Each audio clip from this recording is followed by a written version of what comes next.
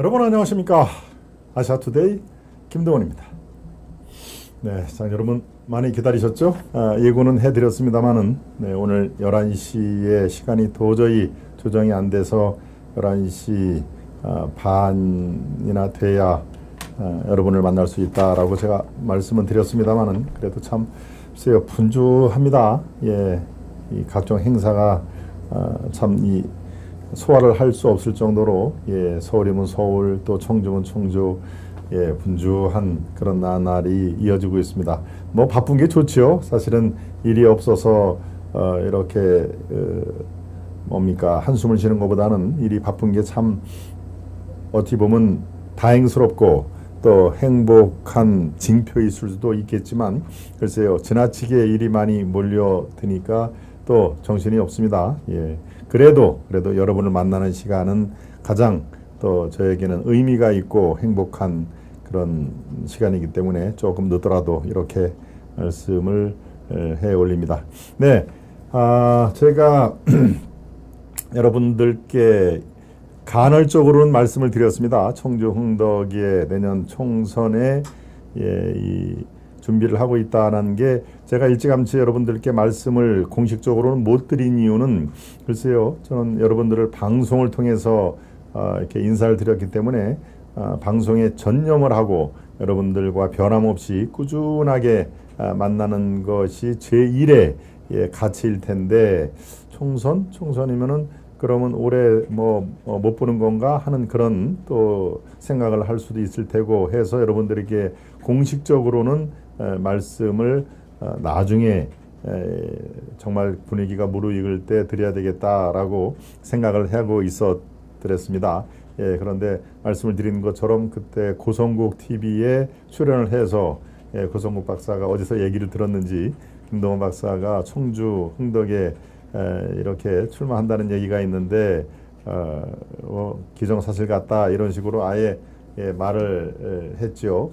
그래서 사실은 뭐 제 방송에서도 우리 아시아투데이 김동원의 하이파이브에서도 아직 공식적으로 말씀을 드리지 않았습니다만은 그 준비를 하고 있다. 이제 이렇게 돼서 공식적으로 여러분들도 많이 알고 계실 텐데요. 수요일이죠. 수요일 오전 10시 반에 충북도청, 청주에 있는 충북도청에서 공식 출마 기자회견을 합니다.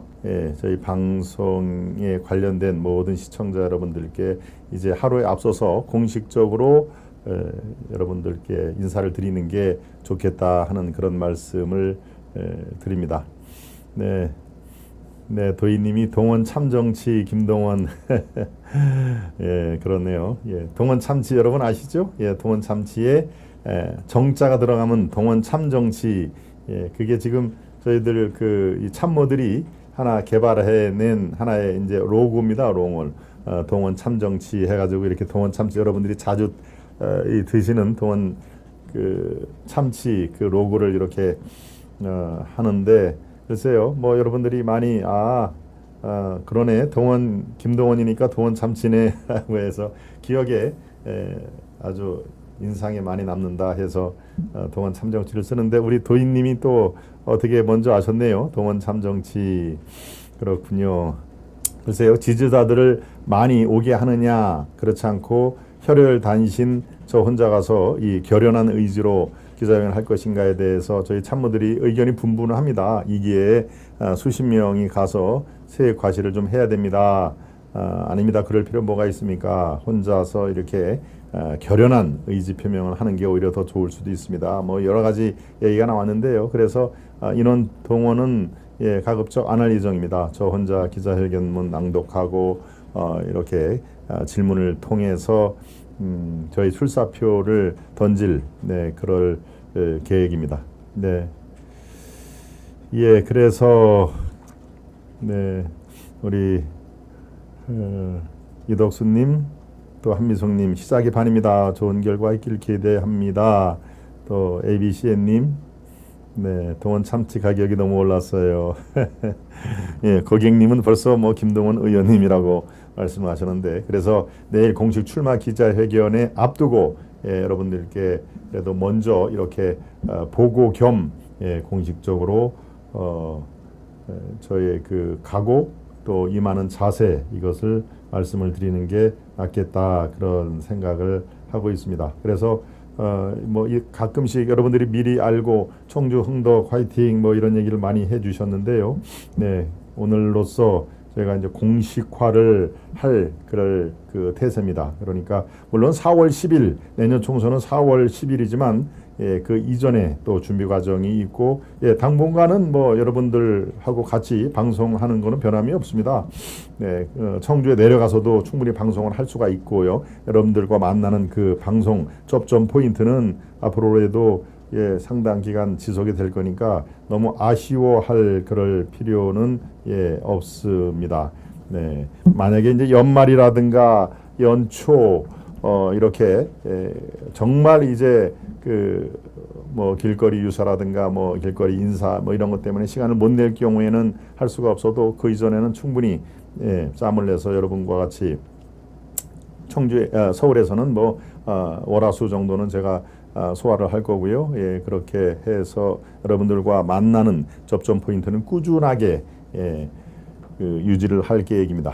네, 이제 제가 청주 흥덕을 여러분들 관심이 있을 텐데요. 청주 흥덕은 지금 현역 의원이 도종환 의원입니다. 제가 방송에도 말씀을 드렸습니다마는 접시꽃 당신으로 일약 중학교 국어 교사에서 일약 국회의원으로 지금 3선이죠. 3선. 그러니까 12년째 국회의원을 한 도종환 의원이 현재 의원이고요. 사실은 그 청주에 4개 지역구가 있습니다. 4개 지역구가 있는데 그중에서 흥덕이 가장 우리로서는, 즉 국민의힘 그 계열의 정당으로서는 보수 우파, 자유 우파 정당으로서는 가장 험지 중에 험지인 것만은 분명합니다. 왜냐하면 20 몇 년 동안 한 번도 이겨본 적이 없습니다. 도종환 의원이 3번을 한 이전에는 누구냐, 그렇습니다. 문재인 정권의 비서실장이었던 노영민 비서실장이 거기에 또 3번을 했습니다. 그러니까 노영민 3선, 도종환 3선 합해서 6선이죠. 6선. 네, 그 중에는 이제 도종환의 비례대표가 한 번 있습니다만은 아무튼 20년 이상 그 흥덕에서는 한 번도 이 국민의힘 또 이전에 뭐 새누리당, 자유한국당 쪽에서 이겨본 적이 없습니다. 즉 민주당의 아주 철옹성 같은 아성인 것이죠. 제가 그것을 모르고 도전하는 것은 아니고요. 그렇기 때문에 제가 도전을 하는 것입니다. 그렇게 아성이자 민주당의 아주 젖과 꿀이 흐르는 그런 요새죠. 요새 누가 출마를 해도 다 그냥 묻지마 투표를 하는 그런, 그래서 이번에는 한번 바꿔보자. 그런데 제대로 된 경쟁력 있는 후보가 나와야 이번에는 바꿔보자가 통할 거 아니겠습니까? 그냥 허접한 후보를 보내고 찍어주십시오. 이번에는 한번 바꿔봐야 되지 않겠습니다. 이게 통하지는 않죠.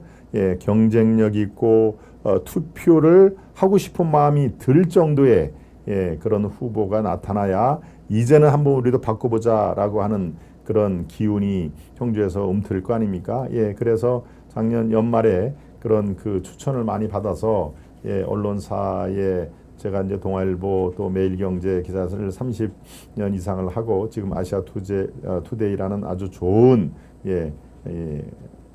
아주 대한민국을 위해서 꼭 필요한 언론사의 부사장으로 있습니다만은 제 한몸 생각을 하면 언론사의 부사장으로 재직을 하는 게 훨씬 편하지요. 제 한몸만 생각하면 그렇습니다. 당연히 지금 뭐 청주와 서울을 왔다 갔다 하면서 준비를 하고 있는데요. 상당히 정말 아주 그 힘이 드는 그런 그 하드워크인 것만은 분명합니다만은 그래도 어렵지만 힘들지만 누가라도 꼭 해야 된다면은 제가 깃발을 들겠습니다라는 그런 각오로 지금 임하고 있습니다.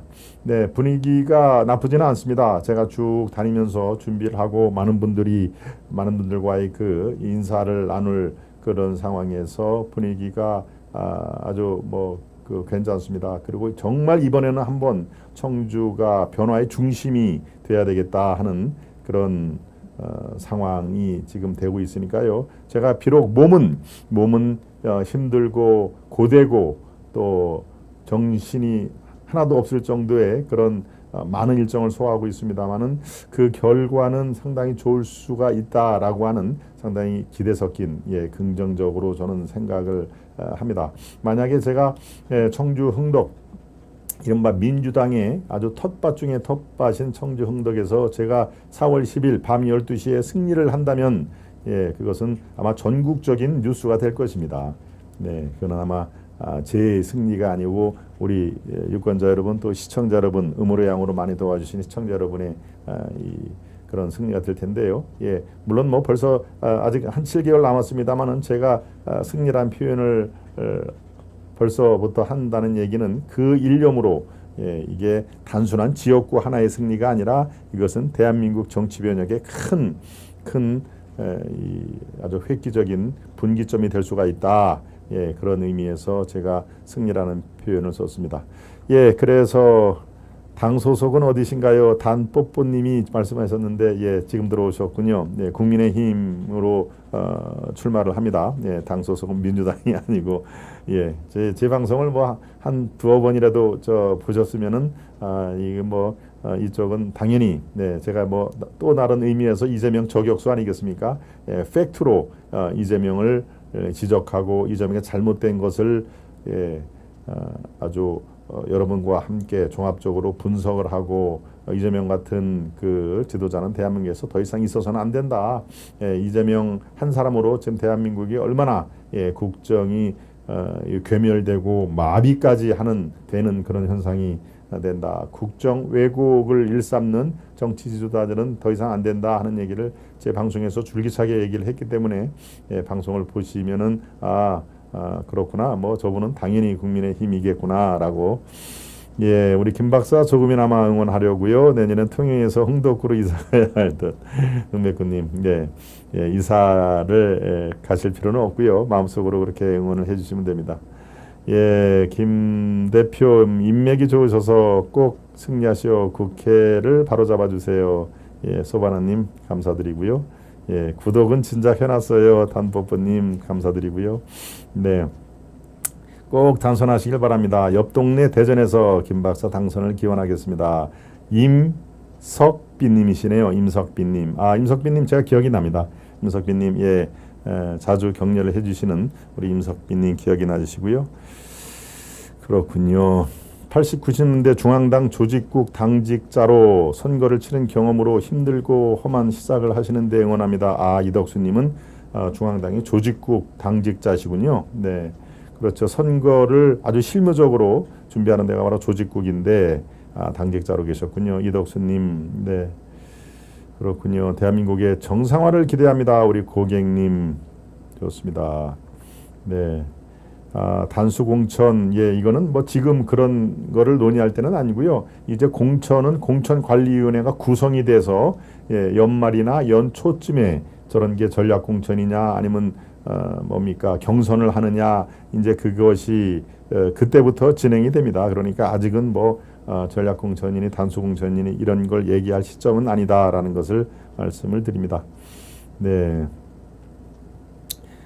김동원 부사장만 계시면 편하게 계실 텐데요. 험한 길로 가실 각오가 대단하셔서 꼭 되실 것을 믿어 축하드립니다. 그렇습니다. 제 한 몸 편한 걸 생각하면은 이 아시아투데이 언론사 부사장 또는 뭐 앞으로 더 큰 역할 뭐 이런 게 훨씬 더 제 일신상으로는 편한데 꼭 그게 다가 아니지 않습니까? 그렇군요. 이재명 혈당 수치가 정상이라고 하는데 팩트인가요? 난리가 났던데요. 케니님 혈당 수치가 정상이라고 참. 그러니까요. 얼마나 그 단식이 요새 뭐 그런 얘기를 합니다. 아침 먹고 단식하고 점심 먹고 단식하고 저녁 먹고 단식하고 이른바 뭐 간헐적 단식도 아니고 그게 뭡니까? 신데렐라 단식이라는 말도 있죠. 그렇군요. 우리 김 박사 당선에 철야기도 드려야겠어요. 동백군님 대단히 감사드리고요. 그래서 제가 출마 선언문 그것을 여러분과 함께 살짝 그렇게 여러분과 먼저 보고를 한다는 의미에서 살짝 그 얘기를 해보겠습니다. 예.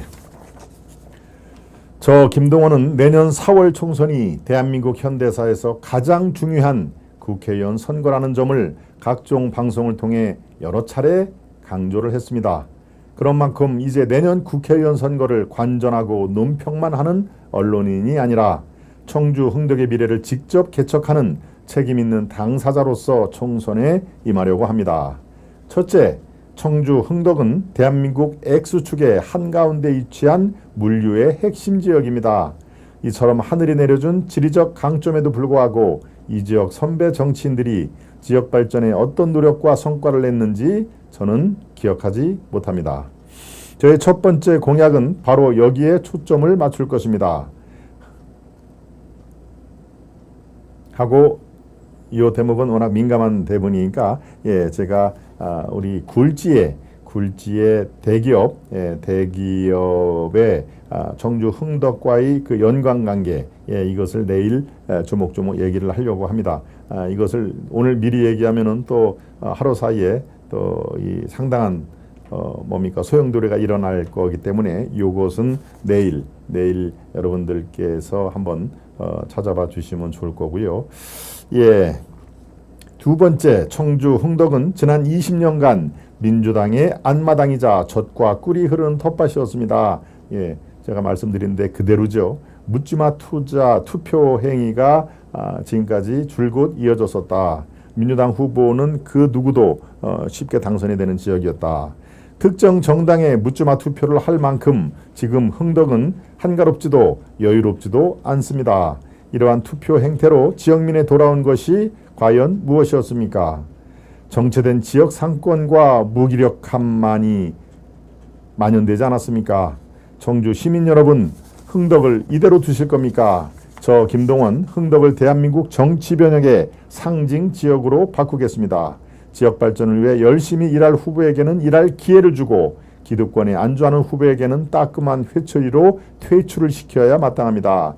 그래야 치열한 경쟁을 통해 흥덕은 청주의 중심을 넘어서 대한민국의 경제 1번지이자 정치 변혁의 상징 도시로 거듭날 것입니다. 셋째, 윤석열 정부는 미래 세대의 명운이 달린 노동, 교육, 연금 등 3대 개혁을 통해 한국 경제의 성장을 이끌 정책을 추진해 왔습니다. 하지만 국회 169석을 차지한 거대 야당의 벽에 부딪힐 때마다 30년 넘게 언론인과 경제 전문가로 살아온 제 김동원이 국가 발전에 기여하는 길이 과연 무엇인지 늘 고민하지 않을 수 없었습니다. 저는 청주에서 초등학교, 중학교, 고등학교까지 연속으로 졸업한 뼛속까지 청주 사람입니다. 제가 나온 대학이 또 제가 다닌 직장이 청주에 있었다면 굳이 청주를 떠날 필요가 없었을 겁니다. 청주를 바로 그런 경쟁력 있는 도시로 탈바꿈시키겠다는 것이 저의 꿈입니다. 청주 흥덕이 대한민국의 가장 경쟁력 있는 경제 특구로 확실하게 비상할 수 있는 도약대를 만들기 위해 국회로 들어가는 것이 저의 소명이자 지지와 격려를 보내주신 분들에 대한 도리라고 판단을 하고 있습니다. 김동원은 정치에 관한 한 싱싱하고 참신한 신인입니다. 구태의연하고 낡은 구식 정치는 사양하겠습니다. 지역을 살릴 경제 전문가, 소통에 밝은 언론인 출신의 장점을 살려 이제 청주에도 제대로 된 자랑스러운 정치인이 나왔구나라는 기대와 희망의 물결이 미호강과 무심천의 강물처럼 흐르도록 저의 모든 것을 쏟아붓겠습니다. 감사합니다. 2023년 9월 김동원 두선 모임 이렇게 제가 내일 출마 기자회견문을 초안으로 그냥 저의 생각 일단을 쭉 적어봤고요. 이제 요거를 조금 다듬으면은 내일 출마 기자회견에서 조금 더 압축되고 조금 더 세련된 그런 기자회견문이 될 것입니다. 먼저 초안이지만 여러분들께 이렇게 보고를 드리는 의미에서 제가 말씀을 드렸습니다. 네, 청주를 변화시키고 발전시킬 참 정치인 김 부사장의 승리를 기원합니다. 우리 경하수 패너님 화이팅! 김 박사 굿 도점님 정말 기분이 좋네요. 나다영님 네.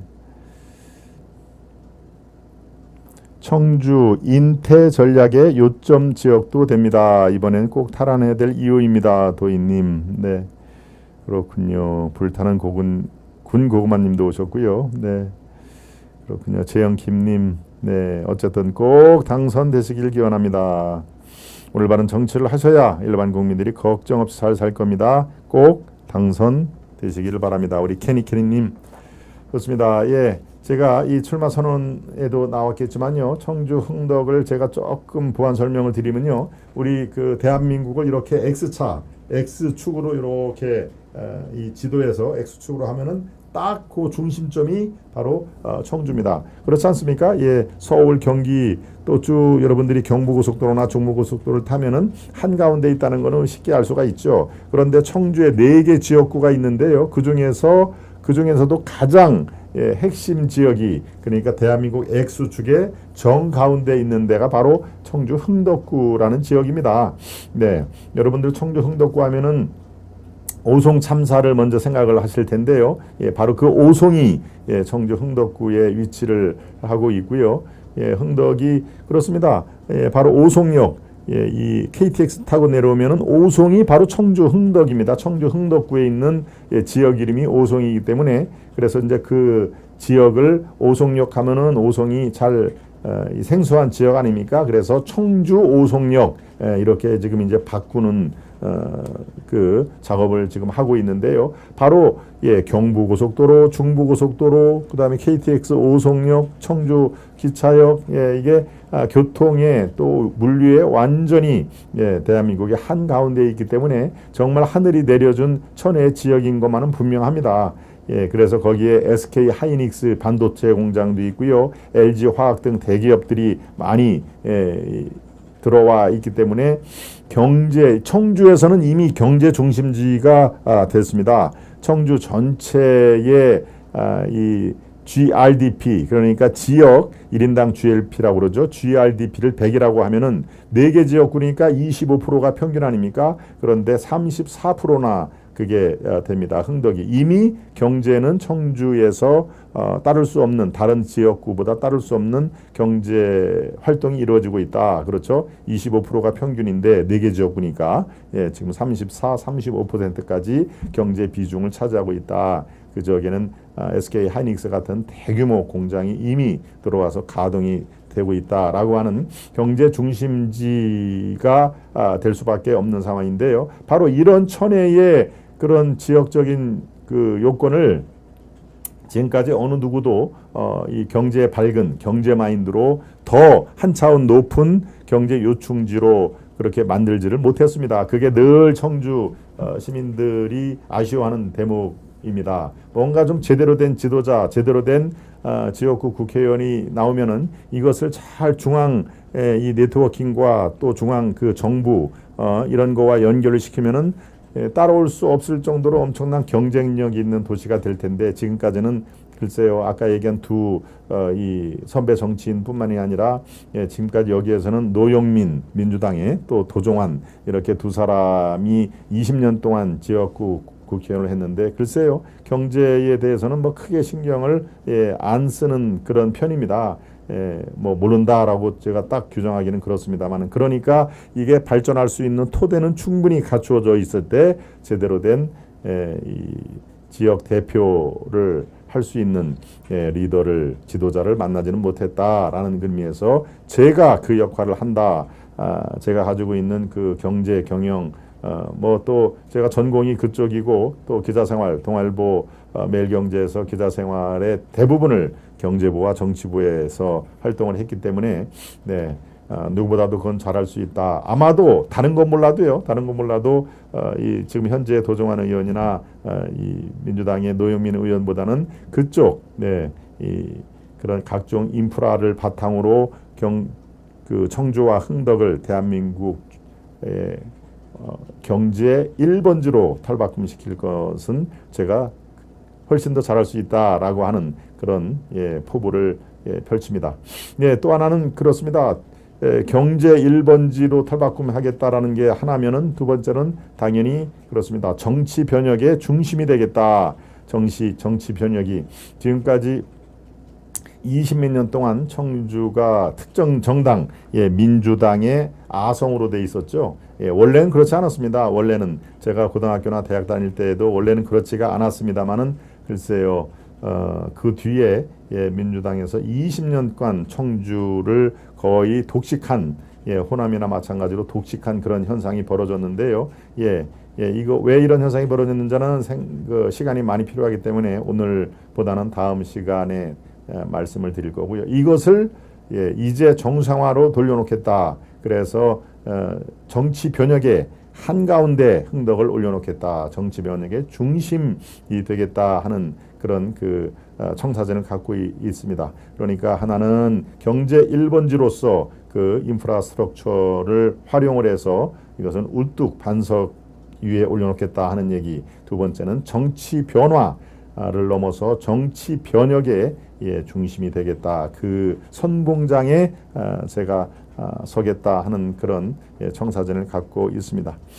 네, 접시랑 깨졌어요. 도종환 아웃. 아주 딱이십니다. 김 박사, 나다영님. 그렇습니다. 지금 뭐 접시꽃 당신 얘기가 나왔는데 접시꽃 당신이 청주 내에서는 이미 뭐 아주 많이 화제가 되고 있죠. 할미꽃 당신이라는 별명으로 대체가 되고 있습니다. 할미꽃은 이제 시들어서 곧 떨어지는 그런 되죠. 접시꽃 당신으로 일약 도종환 의원이 중학교 교사로 재직을 하다가 전교조 충북 지부장으로 있었습니다. 그러니까 전교조가 한참 강성할 때 충북 도지부장으로 있는 상황에서 발탁이 된 것이죠. 그래 처음에는 전국구로 입성을 했다가 이제 흥덕에 나와서 지역구 포함해서 3번, 그 이전에 노영민 3번 해서 두 사람이 아무튼 20몇 년을 그 흥덕의 맹주 역할을 했기 때문에 그 판을 이제는 좀 바꿔보자 하는 그런 내용이니까요. 네, 제가 우리 김창훈님의 말씀대로 빨간 접시꽃을 깨세요. 화이팅입니다. 네, 맞는 말씀입니다. 이덕수님, 여의도 입성에서 제대로 일하는 국회의원이 많아져야 국민이 웃고 삽니다.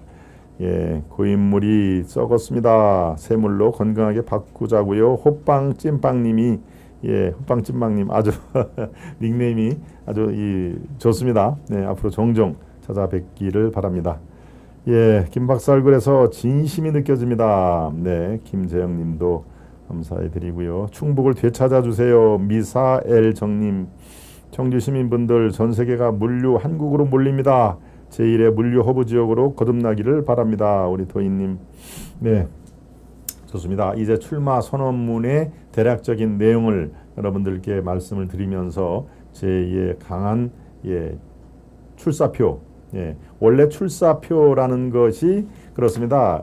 옛날 전장에 나가는 장수가 이번 전쟁이 마지막에도 될지도 모르는 그런 위급한 상황에서 임금께 간곡히 드리는 정성어린 상소문, 이게 바로 이제 출사표입니다.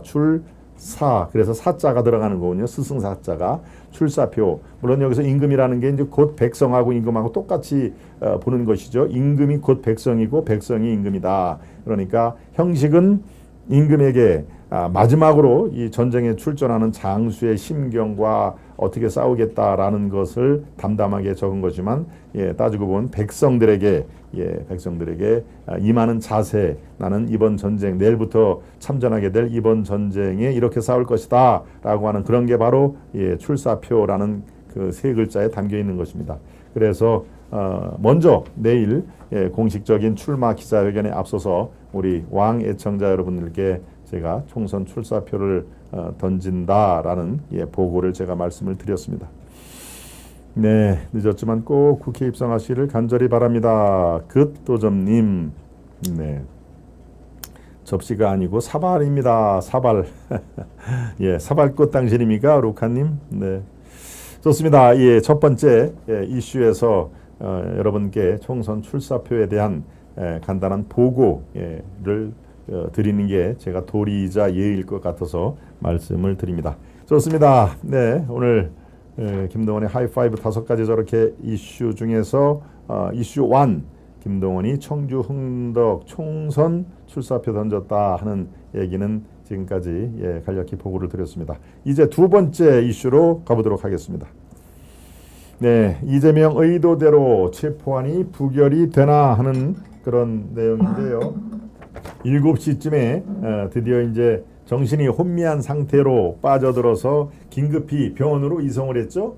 이 여의도 내에 있는 당대표실에서 단식을 19일째인가요? 18일째인가요? 하다가 이제 갔습니다. 병원으로 여의도 송무병원을 갔는데 거기서 조금 응급치료를 이렇게 처치를 한 다음에 갑자기 병원을 옮겼죠. 저쪽 녹색병원이라고 하는 서울의 외곽 지역에 있는 녹색병원으로 긴급 이송이 됐는데 글쎄 말들이 많습니다. 자, 녹색병원으로 왜 굳이 갔느냐 우리 아까 시청자 여러분들이 말씀하셨는데 혈당을 재보니까 완전 정상이 나와가지고 여의도 성모병원에서는 입원할 수가 없다네요. 뭐 이런 얘기 나왔는데 글쎄 아직 확인이 된 건 아닙니다. 혈당이 정상이었는지 그래서 더 이상 여의도 성모병원에서는 있지를 못한 건지 근데 꼭 그렇지는 않을 겁니다.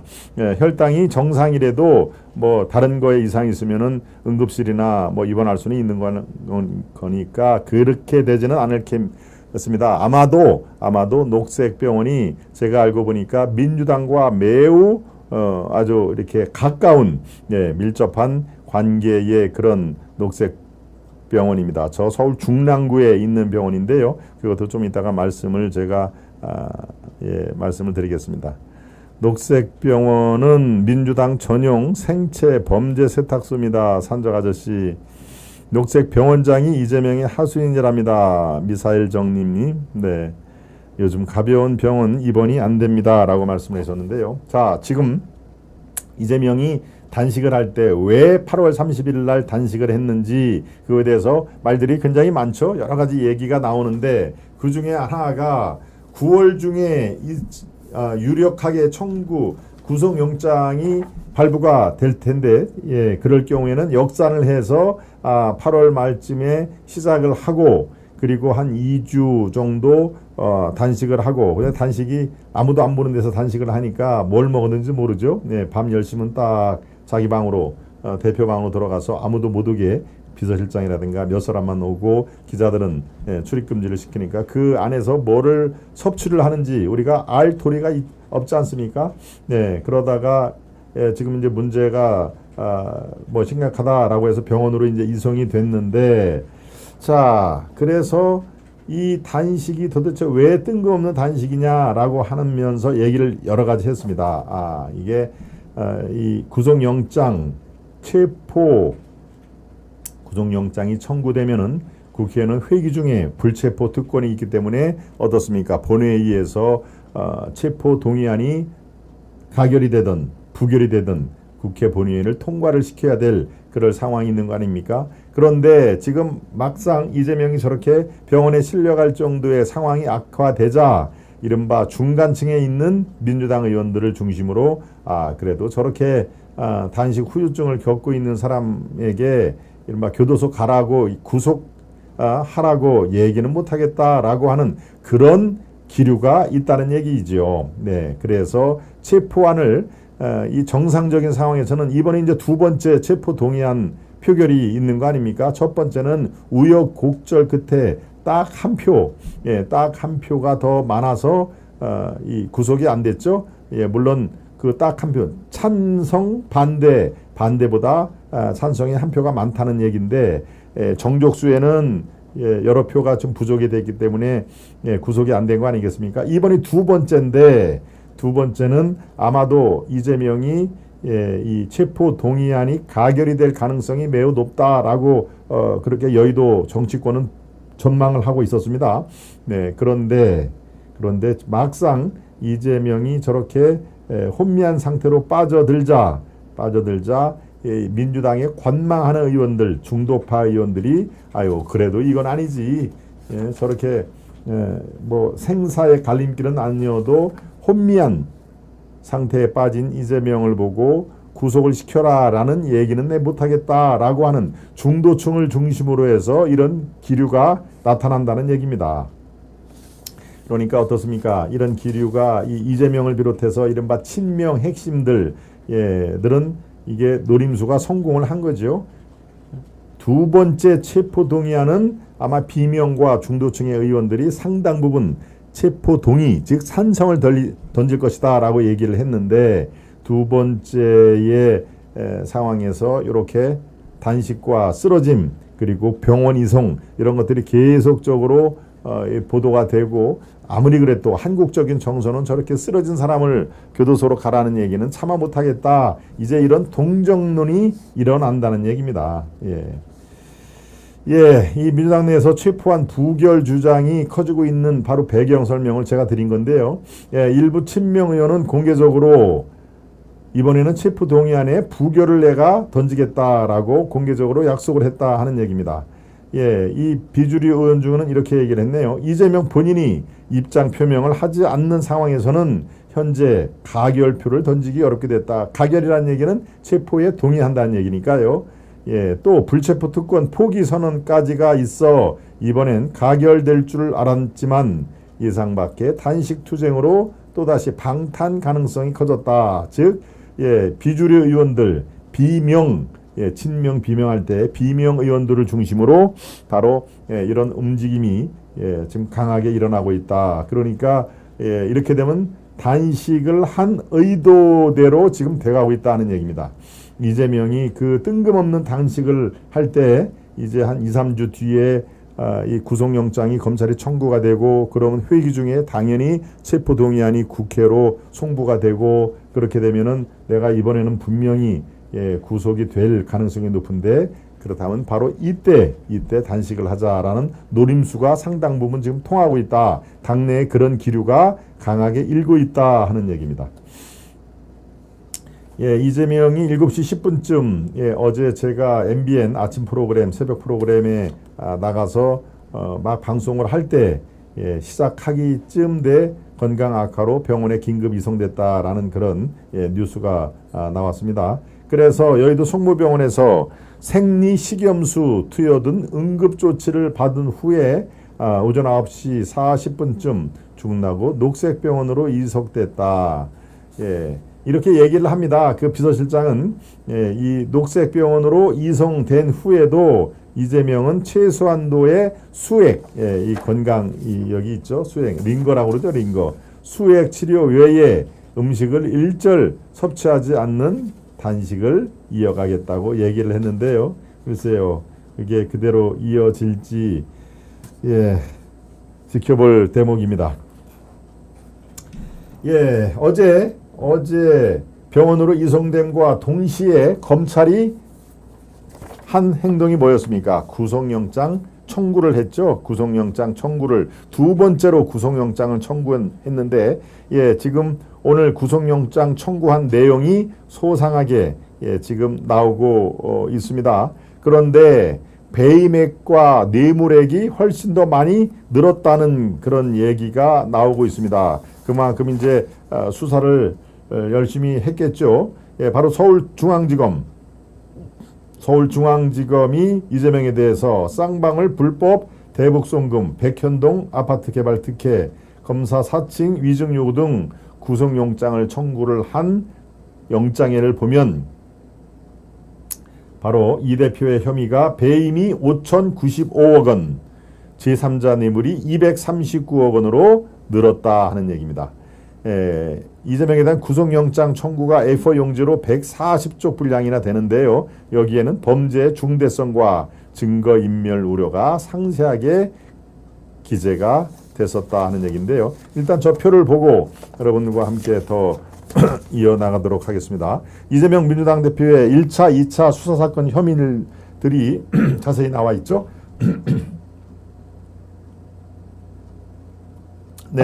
일단 2차 사건 구속영장 청구, 바로 이게 어제 했던 구속영장 청구 내용입니다. 사건이 백현동 개발사업 비리 요거하고 불법 대북송금, 이게 같이 지금 병합해서 영장 청구를 한 건데요. 예, 이 백현동 개발사업비리는 특정경제범죄, 가중처벌 등에 관한 법률상 배임을 적용을 했고, 대북송금 사건에 대해서도 마찬가지로 제3자 뇌물죄와 외국환거래법을 적용을 했습니다. 또 검사 사칭 관련 허위사실 선거법 위반에는 위증 교사 혐의를 적용을 한 거고요. 1차 사건 기소 3월 22일 날 이 기소를 했는데, 그때는 위례와 대장동 개발사업비리, 그 다음에 성남FC 불법 후원금 사건, 요 두 건은 이미 기소가 돼서 재판이 진행 중에 있습니다. 요 위례와 대장동 비리는 특정경제 가중처벌 배임, 또 이해충돌방지법, 부패방지법이 적용이 됐고요. 성남FC 불법 후원금은 범죄수익 은닉 규제법과 제3자 뇌물죄가 적용이 됐다. 네, 그런 내용이 지금 상세하게 이 구속영장 청구 내용에 들어가 있는 것입니다. 예, 여기에 개딸들 얘기를 또 안 할 수가 없습니다. 개딸들이 당연히 부결시켜야 된다라고 인증 릴레이를 또 하고 있는, 참 대한민국 정치사에서 글쎄요, 개딸처럼 아주 글쎄요, 좋게 얘기하면 아주 콘크리트 지지층이지만 조금 좀 비판적으로 얘기하면은 아주 맹목적인, 이재명 외에는 대안이 없다, 이재명을 사수하자, 이재명은 당대표를 끝까지 해서 공천권을 행사를 해서 우리 말 안 듣는 사람 다 공천해서 탈락시켜야 된다 하는 얘기를 줄기차게 압력을 놓고 있죠. 네, 그리고 차기 대선은 역시 이재명을 내세워서 우리가 정권을 탈환해야 된다 라고 계속 얘기를 한 게 바로 이 개딸들인데요. 예. 검찰이 어제 이재명에게 영장 청구를 하자 개딸들이 민주당 의원 전원에게 바로 이렇게 문자 메시지를 돌렸습니다. 부결 부탁드립니다. 이들은 의원들에게 부결 가결 여부를 묻는 질문을 하고 답변을 받은 문자를 아예 온라인에 공개적으로 올렸다. 이게 바로 이제 압력인 것이죠. 네, 부결해야죠. 이해식, 민주당의 이해식 의원. 지키겠습니다. 김병욱. 예, 당연히 당론 부결이죠. 이용빈. 이렇게 의원들이 개딸 눈치를 보면서 다 그 답신을 통해서 보내고, 그 답신은 개딸들이 다 온라인에 게시를 하는 그런 웃지 못할 총극이 벌어지고 있습니다. 그러니까 이재명과 결을 달리하는 비명 의원들은 지금 엄청나게 큰 압박에 시달리고 있는 것이죠. 이런 의원들이 보낸 답변이 고스란히 지지자 커뮤니티에 공개가 됐는데, 친명이 중심인 전당원 비상시국총회는 표결이 진행되는 당일 10만 명의 당원이 함께 국회를 포위하는 비상행동에 나설 것을 제안한다. 예, 아주 지금 개딸들이 조직적으로 움직이고 있죠. 이런 움직임에 비해서 이재명과는 도저히 같이 갈 수 없다라고 하는 일부 비명계 의원들은요, 이번에는 가결시켜야 한다는 의사를 주변 의원들에게 전달하고 있는 상황입니다. 즉 이재명이 스스로 불체포 특권을 포기하겠다고 밝혔는데, 만약에 부결이 된다면 당 전체가 방탄 이미지에서 벗어나기 힘들다고 보기 때문에 이번에는 가결을 시켜야 한다, 이렇게 된 것이죠. 지난 2월 달에 부결 가능성이 조심스럽게 점쳐졌던 이재명의 체포 동의안 표결에서 이탈표가 무려 35표가 나왔습니다. 35명이 이재명은 구속돼야 된다라고, 이른바 그쪽 입장에서는 반란표가 나왔다는 얘기죠. 예, 그런데 이제 절차를 보겠습니다. 현행법상 체포 동의안이 국회로 넘어오면 첫 본회의에 보고가 되고, 보고된 때부터 24시간 이후 하루 뒤에 또 72시간 이내, 3일 이내, 하루 지나서 3일 이내에 표결을 해야 된다. 체포 동의안이 국회로 넘어오려면 대통령의 재가가 필요하죠. 윤 대통령은 이날 유엔 총회 참석을 위해 미국 뉴욕으로 오늘 아침인가 출국을 했습니다. 네. 한동훈 장관이 이렇게 얘기를 했군요. 전자결제로 그런 그 절차는 충분히 가능하다. 해외 대통령의 유엔 총회 참석자, 해외 출장 이거하고는 큰 관계가 없다. 예, 이런 절차가 진행이 된다면 20일 본회의에 이재명의 체포 동의안이 보고되고 21일 본회의에서 표결에 붙여질 가능성이 현재로서는 높다. 오늘이 19일이니까 예, 내일 체포 동의안이 국회에 보고가 되고 그 다음 21일 날 표결에 붙여질 가능성이 매우 높다 하는 그런 말씀을 드리겠습니다. 예, 이재명의 모두 9개 혐의가 있다라는 것을 그 표를 보여주시죠. 예, 중앙에 보면은 이재명의 모두 9개 혐의가 쭉 나열된 내용이 있습니다. 예, 이거 말고 9개 혐의가 쭉 있는 내용은 준비가 안 됐나 보죠? 네, 그럼 넘어가겠습니다. 이재명의 혐의가 모두 9개 혐의가 쭉 나열이 되어 있는데요. 예, 여러분들이 아마 다 아시는 내용일 겁니다. 근데 조목조목 예, 그 관련 내용을 제가 다음 시간에 그러면 설명을 드리도록 하겠습니다. 예, 이제 세 번째 이슈로 가겠습니다. 세 번째 이슈입니다. 네, 세 번째 이슈 가기 전에 만평을 살펴보겠습니다. 옷 벗기는데 3년 8개월이 걸렸다 하는 얘기입니다. 최강욱 의원직 상실, 김명수 대법원장 이제 그만 이렇게 돼 있네요. 예, 최강욱의 의원직 상실이 3년 8개월 그러니까 어떻습니까? 국회의원 임기가 4년인데 4년에 불과 한 5, 6개월 남겨놓고 저렇게 최종심을 때린 겁니다. 그러니까 임기의 83%를 다 이미 국회의원 생활을 한 것이죠.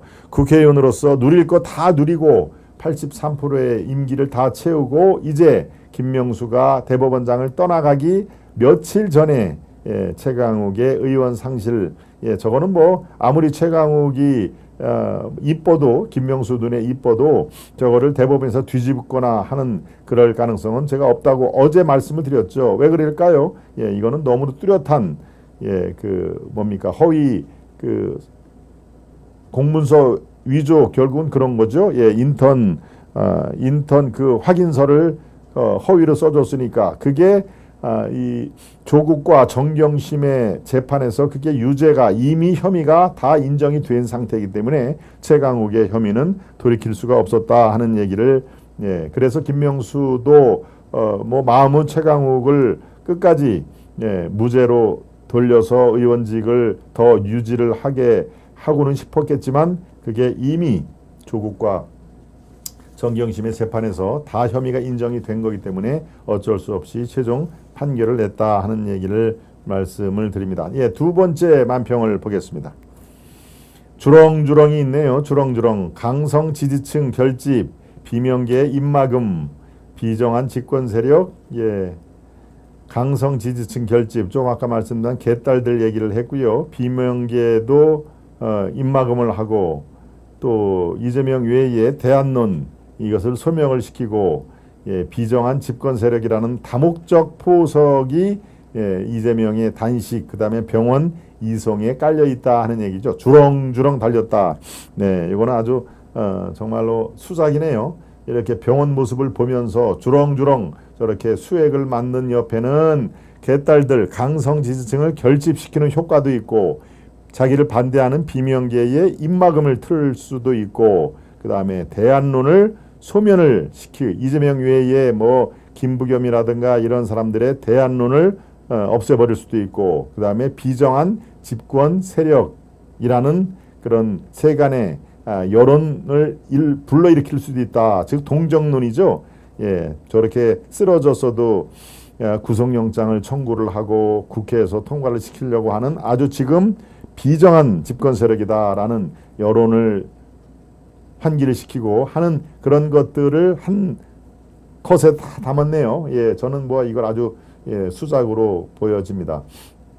이재명의 노림수가 다 여기에 놓여 있다. 개딸들의 결집, 비명계의 입막음, 또 대안론을 잠재우고 또 집권당 윤석열 정부를 비정한 세력으로 매도를 하게끔 그렇게 만드는 꼼수였다 하는 얘기죠. 네.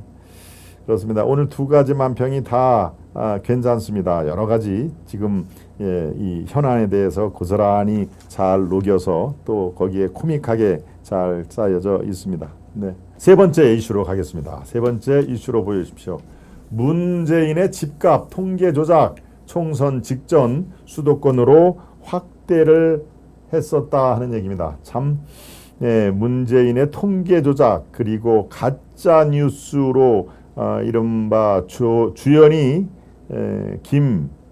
김만배, 조연이 신항림 두 사람의 공모로 인해서 대선 3일 전에 이른바 윤석열 관련된 가짜뉴스 윤석열이 사건 부산저축은행 사건을 다 접어버렸다. 그래서 커피를 손수 따주고 나 이번 사건 이거 여기서 끝낼 거니까 알아서 해. 밖에 나가서 절대 얘기하지 마. 이런 식으로 회유와 공작을 윤석열 당시 부산지검의 검사가 했었다라고 하는 게 가짜뉴스의 원천인 것이죠. 네, 가짜뉴스뿐만이 아니라 지금 더 국기문란 사건이 바로 국가 통계 조작 이겁니다. 예, 가짜뉴스도 뭐 마찬가지로 지금 제가 오늘 오전에 갔다 온 국회가 가짜뉴스 군절을 위한 법과 제도 개선 공청회 지금 거기에 제가 다녀왔지요. 예, 거기가 지금 국회와 정치권이 아주 한 몸으로 가짜뉴스 척결을 위해서 지금 이 지혜를 모은 그런 상황인데요. 네, 바로 통계 조작, 국가 운영의 가장 기본이 되는 국가 통계 수치에 손을 대고 자기들 정권에 유리하게 그렇게 이른바 마사지 손을 탔다고 그러죠. 예, 이거는 정말 국기문란의 다름 아닙니다. 이거는 일벌백계를 해야 마땅한 건데요. 바로 여러분들이 지금 보시는 대로 집값 통계 조작이 총선 직전에 서울에서 수도권으로 확대를 했다. 뭡니까? 총선 직전에 우리가 표가 급하기 때문에 서울 집값, 아파트값 요거만 살짝 고치려고 했는데 아니야. 경기도, 경기 남부, 북부 다 이거 조사를 해가지고 집값이 안정됐다라고 이거 발표해 라고 하는 게 바로 통계 조작의 핵심 내용입니다. 감사원의 수사 요청 현황 왼쪽에 있었죠. 네, 주택, 소득, 고용 이런 거에 대해서 감사원의 수사 요청이 주택 관련된 게 6개 BH의 수사 요청 관련된 그리고 국토부 세건 이렇게 요 밑에 이제 소득은 소득 주도 성장 그거에 대해서 감사원이 지금 직무 감찰을 아주 고강도로 지금 하고 있는데 그 건수를 지금 얘기를 한 거고요. 문재인 정부 당시 통계 관련 주요 사건 이것을 여러분들이 살펴보면 얼마나 심각한 사안인지 아마 알 수가 있을 것입니다. 김현미 국토교통부 장관이 문재인 정부서 집값이 11% 올랐다 하는 얘기를 2020년 7월에 대정부 질문에서 국회 본회의상에서 얘기를 한 건데요. 그런데 경실령에서는 문재인 대통령 취임 뒤 아파트 값이 52% 올랐다 하는 얘기입니다. 즉 8월 3일 김현미가 얘기를 하고 나서 불과 한 2주 뒤에 기자회견을 통해서 김현미는 문재인 정부 집값이 11%밖에 안 올랐다. 즉 집값이 안정이 돼 있다라는 걸 강조를 하기 위한 건데 경실련이 아니다. 무슨 소리냐. 문 대통령 취임 뒤 아파트 값은 절반이나 올랐다. 즉 52%나 올랐다라는 것을 조목조목 얘기를 해준 겁니다.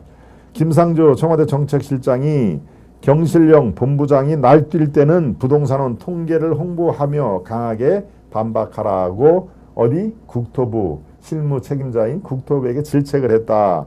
요거는 8월 19일 날 내부 회의에서 김상조가 얘기를 한 겁니다. 저 경실련이 무슨 얘기냐 김현미 장관 집값은 11%가 아니라 52% 올랐다는 얘기 바로 경실련 본부장이 얘기를 한 건데요. 그 경실련 본부장이 저렇게 철없이 날뛸 때는 홍보를 강하게 하면서 반박을 해야 된다. 너희들 뭐 하고 있느냐라고 국토부를 질책을 했다는 얘기입니다. 이 하나만 갖고도 이 데이터 조작, 통계 조작 이것에 그냥 어떻게 우연하게 되는 게 아니라 조직적으로 고의적으로 통계 조작에 나섰다 하는 얘기입니다. 또 1분기 소득 분배가 최악이고 소득 주도 성장이 치명타다라고 그렇게 얘기를 했는데 청와대 경제수석실에서 뭐라도 분석을 해야 된다. 통계 자료 다 들고 와 라고 통계 자료에 대해서 이제 손을 타겠다. 손을 대겠다. 이른바 마사지를 하겠다라고 하는 그런 뉘앙스를 풍기게 되는 것입니다.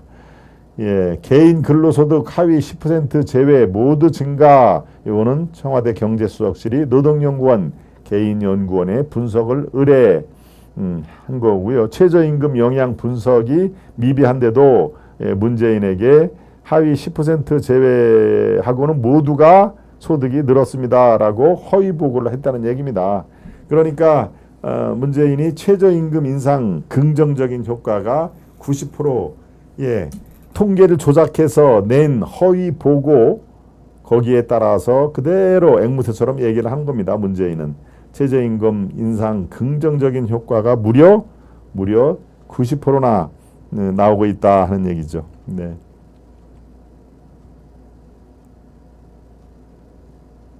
박베드로님, 네, 호빵찐빵님, 뉴스 듣다 보면 민주당 인사들 거짓말에 뇌분열이 일어날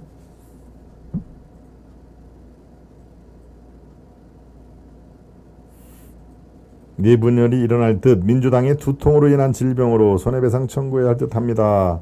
거짓말을 계속하다 보니 이제는 거짓이 참이라고 생각하는 집단 정신질환 아닐까 의심이 되네요. 박베드로님이 모처럼 만의 메시지를 보내주셔서 제가 다 읽어드렸습니다. 저 통계 조작은 국제사회에서 신용평가 때 마이너스 점수를 줍니다. 국격에 포탄을 날린 것이죠. 예, 우리 김박사 국회 입성을 기원합니다. 오라통님. 네. 그렇군요. 김상조, 문정부 때 다 떨어진 가방 들고 다니면서 몇십 년 쓴 것처럼 하고는 집은 강남에 있습니다. 루카님. 그렇습니다. 전형적인 강남 좌파들의 수법이죠. 전형적인 강남 좌파들. 네. 중앙선관위를 수사를 해야 됩니다. 오락터님이 말씀을 주셨고요. 예, 이 뭡니까? 총선 직전에 수도권으로 확대됐다는 얘기는 총선을 의식해서 서울의 집값, 아파트값을 손을 댔는데 이제 지역을 더 넓혀가지고 경기도에 관련된 통계 수치 다 가지고 와. 우리가 입맛에 맞는 것만 골라서 통계를 다시 이렇게 마사지를 할 거야 라고 하는 그런 뉘앙스로 저렇게 많은 이 김상조를 비롯해서 많은 사람들이 직접 또는 간접으로 가담을 했다라고 하는 그런 내용이었죠. 그런데 여기에 통계 조작에는요, 가중치 조정이라는 그런 아주 신의 한 수가 있습니다. 가중치. 똑같이 얘기를 하면은 자기들에게 불리하니까 자기들 입맛에 맞는 항목에 가중치를 두는 겁니다. 다른 것보다도 더 1.5 가중치를 둔다. 그러니까 외부 기관에 통계를 맡기면서 야, 요거는 곱하기 1.5해. 요거는 중요한 그 요소니까. 그래서 가중치를 조정을 해서 소주성, 소득 주도 성장 요 홍보를 한 의혹이 있다 하는 얘기입니다. 2017년 4분기 가계소득 동향을 조사하면서 취약계층 소득의 9분기 만에 취약계층 소득이 늘자 당시에 김동연 부총리였죠. 경제부총리가 소주성 정책에 영향을 주고 있다 하는 얘기입니다. 그러니까 어떻습니까? 이게 다 같은 한 통 속이라는 그런 내용인 것이죠. 여기에 김동연 현재 경기도지사가 당시 2018년 2월에 기자들 앞에서 이렇게 얘기를 합니다. 취약계층 소득이 늘어난 것은 굉장히 기분 좋은 소식이다. 특히 소득 하위 20% 아주 이 빈부 격차가 심한 상태에서 소득 하위 계층의 소득 증가에는 추가 경정 예상을 통한 소득 주도 성장 정책도 일정 부분 영향을 미쳤다고 본다. 그러니까 김동연은 소득 주도 성장 정책에 대해서 효과가 좀 나타나고 있다라는 것을 맞장구를 친 것이죠. 문재인의 소주성 정책에 맞장구를 치면서 일정 부분 영향을 미쳤다고 보고 있다라고 이 당시 경제부총리가 화답을 한 것입니다. 네. 그래서 이 김동연은 지금 이제 그런저런 걸로 민주당이 공천을 받았으면 좀 경기도 지사를 하고 있는 것이죠. 소득주도 성장 홍보는 여기에 그치지가 않습니다. 지속적으로 자화자찬을 하는데요. 2018년 5월 31일 문재인은 이렇게 얘기합니다. 고용시장 내 근로자 임금은 다 늘었다. 특히 저임금 근로자 임금이 크게 늘었다. 상용직도 많이 늘어나고 근로자 가구 소득도 많이 증가했는데 이는 소득주도 성장과 최저임금 증가의 긍정적인 성과였다 하는 얘기를 이렇게 자화자찬을 매일매일 하는 것입니다. 이에 집값 조작, 통계 조작을 일삼았던 문재인 정권 때 총선을 바로 앞두고 서울뿐만 아니라 수도권 이 통계 수치도 조작을 했다라는 게 지금 여기저기에 나와 있습니다. 김상조와 장하성 아들 마약 관련이 합리적인 의심이 듭니다. 우리 금숙님이 김상조와 장하성의 아들 마약 관련 뻔뻔함의 급치입니다. 우리 루카님이 장하성 김상조를 언급을 했습니다. 세 번째 이슈까지 살펴봤고요. 네 번째 이슈로 가보겠습니다. 네 번째 이슈입니다. 이재명 한 사람 때문에 국정 왜곡 더 이상 안 된다. 오늘은 칼럼 대신에 제가 사설을 갖고 왔는데요. 바로 이재명 한 사람 때문에 지금 국정 왜곡이 심각할 정도로 지금 뒤틀리고 있다 하는 내용입니다. 오늘 가지고 온 사설은 조선, 오늘 아침자 조선의 사설인데요. 한번 보시겠습니다. 이렇게 사설은 시작합니다. 검찰이 18일 이재명 민주당 대표에 대해 2차 구속영장을 청구했다.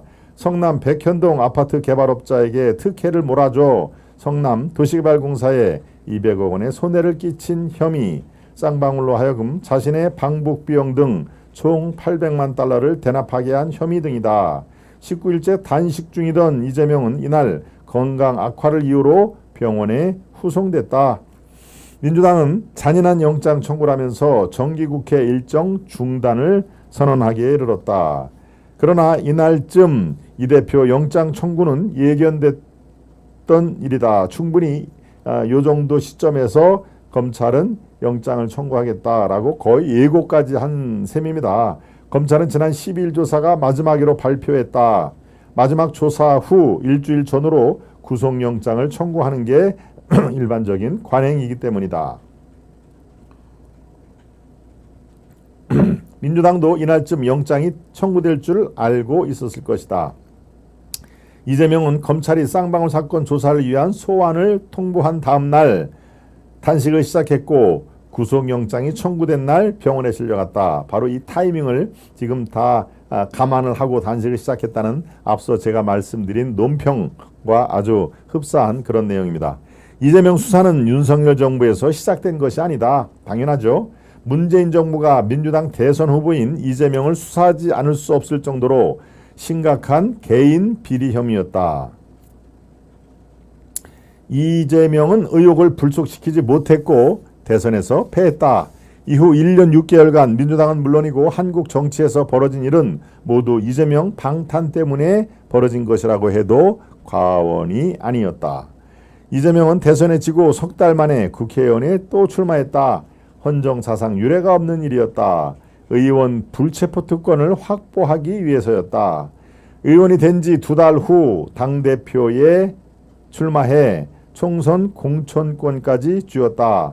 그러니까 대선에 패한 이후에 3개월 만에 국회의원이 되고 국회의원이 된 지 2달 만에 당대표가 되고 그러니까 정말 아주 구속되기는 싫었던 모양입니다. 불체포 특권이 보장된 국회의원 배지를 그래서 다른 것을 우리는 이미 너무나 잘 알고 있습니다. 국회 다수당까지 장악해 구속을 피하기 위한 장치를 모두 갖춘 셈이다.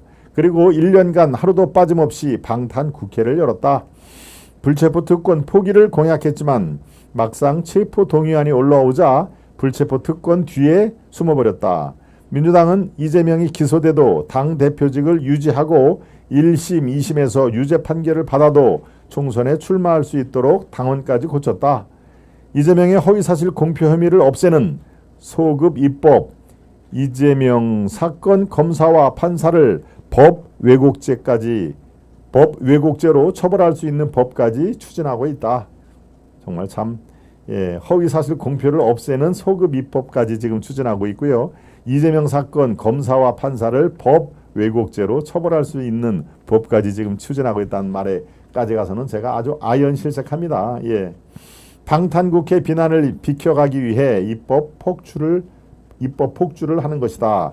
양곡법, 간호법, 노란봉투법, 방송법, 자신들이 집권할 때도 못했던 법들을 밀어붙였다. 대통령이 거부권을 행사할 걸 뻔히 알면서도 여야 대립을 극대화했다.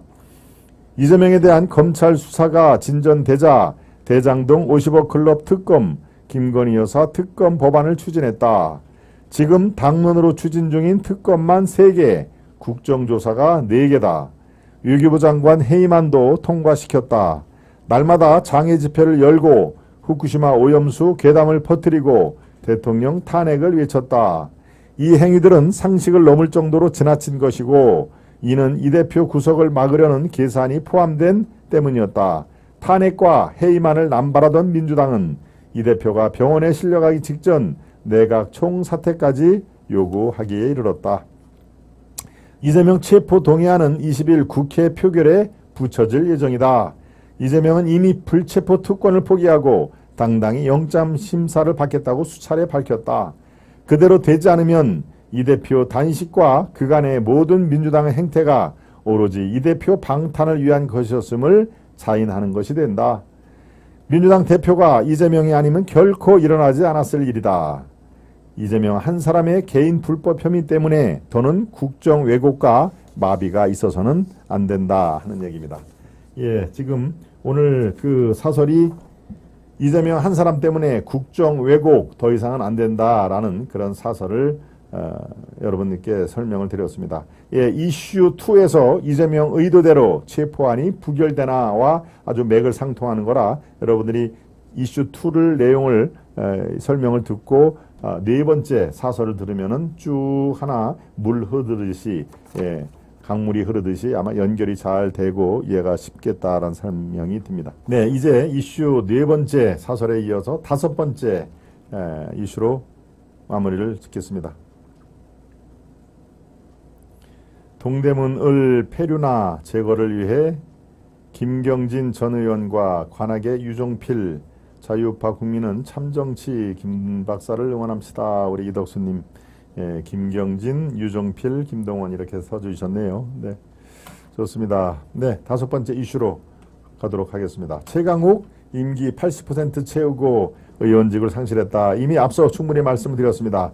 최강욱이 사문서 위조죠. 인턴 허위 증명서를 발급을 했는데 바로 그것 때문에 조국과 정경심이 이미 유죄 판결을 받았기 때문에 최강욱은 돌이킬 수가 없는 상황입니다. 제 아무리 대법원장 김명수가 최강욱을 봐두고 싶어도 이미 조국과 정경심의 판결이 있었기 때문에 뒤집을 수가 없는데 최종 판결을 질질질질질질 끝내고 임기를 무려 83%나 다 채우고 나서 의원직 상실에 최종 판결을 났기 때문에 정말 기가 막힌 노릇이죠.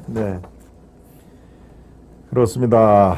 어제 대법원 전원 합의체 이 대법관들이 다 나와서 자기 의견들을 밝히는 게 전원 합의체인데요. 조국 아들의 허위 증명서를 발급해주고 기소 3년 8개월 만에 집행유예 판결을 냈다. 구속이 되진 않았습니다. 집행유예니까요. 피선거권이 박탈돼 변호사 일도 못한다. 피선거권이 박탈된다는 얘기는 뭡니까? 자기 이제 이번 총선에는 출마를 하고 싶어도 할 수가 없다. 그리고 자기 변호사인데 변호사 일도 못한다 하는 그런 얘기를 하는데요. 표정을 보십시오. 표정이 약간 일그러졌죠. 표정이 참 좋은 인상은 아닙니다. 그렇죠?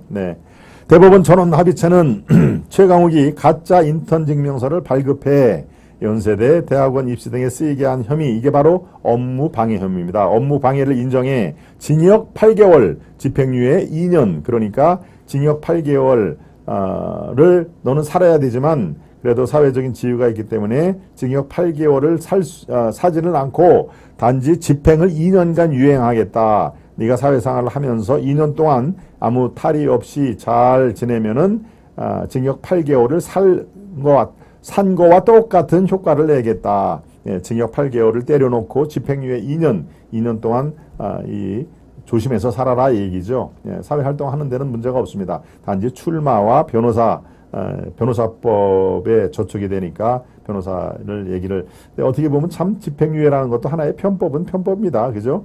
예, 오랫동안 유지해온 거 징역 8개월 때린다라고 하면은 교도소로 가야 되는데 너는 안 가도 돼. 대신 집행유예 2년 동안 조용히 살아 하는 얘기니까요.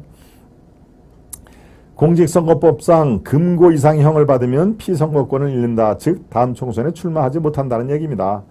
그리고 변호사법에 따라서 4년간 변호사 일을 할 수도 없다. 예.